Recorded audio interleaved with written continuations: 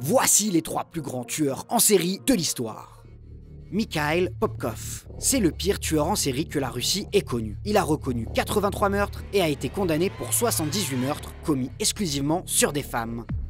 À l'exception d'un homme, un de ses collègues, policier. Car oui, Mikhail Popkov était un policier. Et c'est en 1992, quand il avait 27 ans, que tout a commencé. J'ai conduit jusqu'ici ces 2 femmes que je ne connaissais pas et je les ai tuées.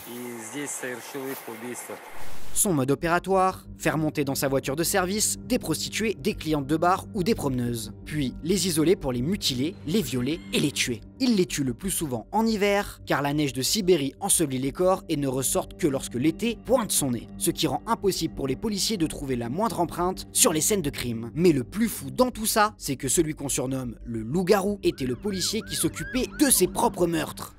Quand il était appelé sur la scène de crime, il en profitait pour tout nettoyer et se faire passer pour l'officier de police consciencieux. Il finit par être démasqué en 2012 grâce au prélèvement ADN. Popkov explique ses crimes en justifiant qu'il détestait les femmes frivoles de mauvaise vie. Il est condamné à perpétuité pour 22 meurtres en 2015 et en avoue finalement 61 autres. Il est condamné une 2e fois à la prison à vie. Aujourd'hui, il a 60 ans et il vient de demander à l'État russe d'être libéré pour rejoindre les troupes Wagner en Ukraine. Le grêlé. Il s'appelle François Vérove et c'est l'un des plus grands tueurs et violeurs en série français. Pendant plus de 35 ans, le 36 quai des Orfèvres ne parvient pas à trouver cet assassin qui n'est qu'un portrait robot. On le prénomme le grêlé en raison de sa peau marquée par des traces de boutons décrites par ses victimes.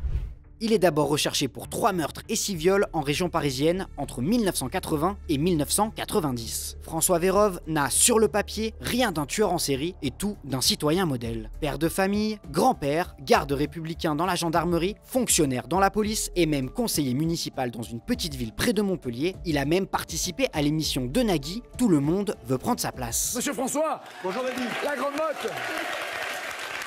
La grande motte. Vous fûtes policier, vous ne l'êtes plus. Non. On arrête ça. D'accord. Policier, autre chose. à pied, à vélo, voiture, moto. À pied, Ouais. en moto et à cheval. Sous ses airs de Monsieur Tout-le-Monde, le grêlé est soupçonné d'avoir tué et violé 31 victimes. Malheureusement, il ne sera jamais jugé et n'ira jamais en prison. En 2021, il est découvert mort dans son appartement du sud de la France qu'il a loué pour se suicider. François Vérove venait d'être convoqué pour un prélèvement ADN et a préféré se tuer plutôt que faire face à la justice. Il laisse derrière lui 2 lettres où il se décrit comme criminel et avoue, selon ses mots, des faits impardonnables. Samuel Little. C'est le plus grand tueur en série des États-Unis. Cet ancien boxeur, né d'une mère prostituée et élevé par sa grand-mère, a avoué avoir commis 93 meurtres entre 1973 et 2005. Le FBI, lui, en a officiellement confirmé 50. Arrêté pour la première fois en 2012, dans le cadre d'une affaire de drogue, la police se rend rapidement compte que son ADN match avec de l'ADN retrouvé sur plusieurs scènes de crime. En 2014, il est condamné à la perpétuité pour 3 meurtres. Mais ce n'est qu'en 2018 qu'il avoue tout. Après plus de 716 heures d'entretien et la promesse qu'il ne sera pas condamné à mort, il finit par craquer. I grabbed her by the legs and pulled her to the water. That's the only one that I ever killed by drowning. She was pretty, a light-skinned, brown, honey-colored skin, and beautiful shape, and she's friendly. Samuel Little s'en prenait toujours à des femmes marginalisées, des toxicomanes, des prostituées et des sans-abri. Il les tuait à main nue en ne laissant aucune trace.